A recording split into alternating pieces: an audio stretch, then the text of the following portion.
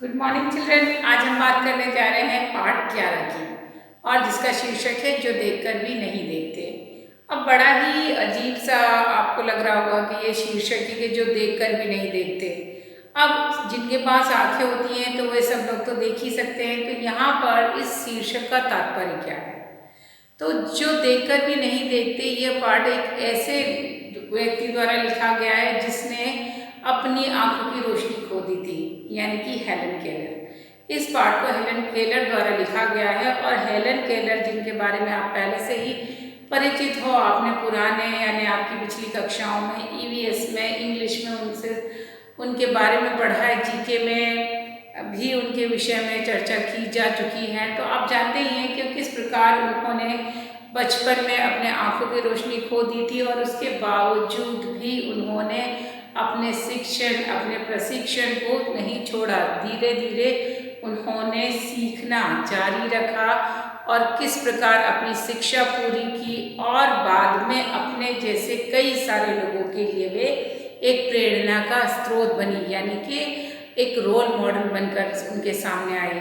यानी कि ये उन्होंने लोगों को बताया कि कई बार लोग ये सोचते हैं कि उनके पास दृष्टि नहीं है, किसी प्रकार से वे अपंग हो जाते हैं, उनके पास कोई उनका अंग उनका काम नहीं करता, तो वो अपने आप को क्या करते, बहुत डिस्करेज हो जाते हैं, हतोत्साहित हो जाते हैं, और जीवन के प्रति उनमें रुझान, उनका जो प्यार है वो ख़त्म हो जाता है।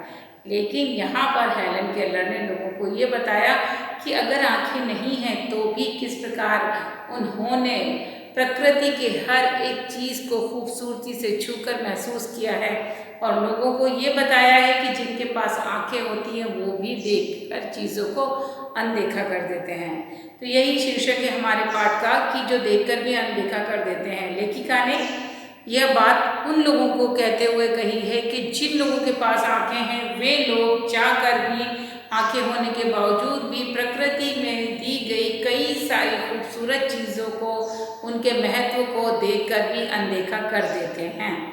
तो यहाँ इस पाठ में लेखिका ने बताया है कि वो किस प्रकार उनके पास आंखें नहीं थी, लेकिन तो भी वे कैसे जंगल में जाती हैं, पेड़ों की छाल को, फूलों की पंखुड़ियों को, झरनों को, उनमें पानी में हाथ डालकर किस प्रकार उस प्रकृति के सौंदर्य को, खूबसूरती को वो महसूस करती हैं। और उसी के विपरीत जब वो अपने अन्य मित्रों से इस बारे में जानना चाहती हैं कि आपने क्या देखा, तो वो लोग बड़े ही आसानी से कह देते हैं कुछ खास नहीं। तो उन्हें हैरानी होती है कि मुझ जैसी जिसकी आंखें नहीं है वो व्यक्ति प्रकृति के अंदर, जैसे उन्होंने कहा, ताड़पत्रों के छाल को, खुरदुरी छाल को वो छूकर पहचान लेती है, फूलों की मखमली सतह को, घुमावदार बनावट को वो हाथों से छूकर महसूस कर लेती हैं।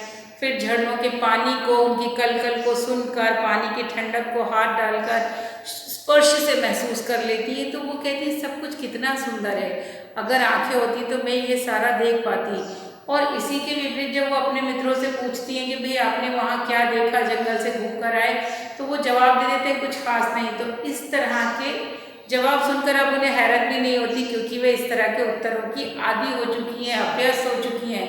लोग ऐसे ही जवाब देते हैं। तो उनका मानना है कि लोग जो प्रकृति है उसकी कई चीज़ों को देखकर भी अनदेखा कर देते हैं। तो इस पाठ में उन्होंने यही बताने का प्रयास किया है लोगों को कि प्रकृति बहुत सुंदर है, जीवन बहुत सुंदर है, बहुत सारी चीज़ें हैं जिसे हमें देखकर उनके महत्व को समझना चाहिए। वो जो अनदेख है, मतलब सोचकर, स्पर्श से, सुगंध से महसूस कर रहे हैं, उन लोगों को सोचो उनका जीवन कितना अंधकारमय है और वो किस प्रकार अपने जीवन को जी रहे हैं। तो ईश्वर का दिया गया वरदान उन्होंने कहा है आँखों को, और कहा है इसके महत्व को समझो। तो इस पाठ में बस यही बातों पर चर्चा की गई है। कुछ प्रमुख बिंदु हमने बोर्ड पर लिख दिए हैं। जैसे इस पाठ में नेत्रों के वरदान के विषय में बताया गया है। लेखिका ने कहा है कि हमारी जो आँखें हैं वो हमारे लिए वरदान है, एक तरीके से गॉड गिफ्ट है जो ईश्वर ने हमें दिया है। लेखिका के अनुसार कई सारी चीज़ों को देखकर, छूकर, स्पर्श से, सुगंध द्वारा महसूस किया जाता है। मतलब आंखें बंद होने के बावजूद भी, आंखें ना होने के बावजूद भी उन चीज़ों को छूकर कि वो सॉफ्ट है, यानी मुलायम है, खुरदुरी है, गोल है, चिकनी है, पहचान सकते हैं। सुगंध द्वारा, आवाज़ द्वारा हम उन्हें पहचान सकते हैं। जिनके पास आंखें होती है वे चीज़ों को कई बार अनदेखा कर देते हैं, लेकिन उन्हें उन चीज़ों के महत्व को, गुणों को, रूप को सराहना चाहिए। और लेखिका के अनुसार दृष्टि ईश्वर का एक वरदान है। हम सबको इसके महत्व को समझना चाहिए और इसको सुरक्षा करना चाहिए और इसको ईश्वर का धन्यवाद देना चाहिए कि उसने हमें इन सारे ज्ञान इंद्रियों, आँख, नाक, कान ये सारे दिए हैं जिससे हम हमारे व्यक्तित्व को सही प्रकार से जी पा रहे हैं।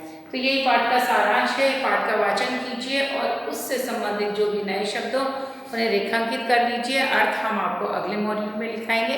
तब तक के लिए टेक केयर, बाय।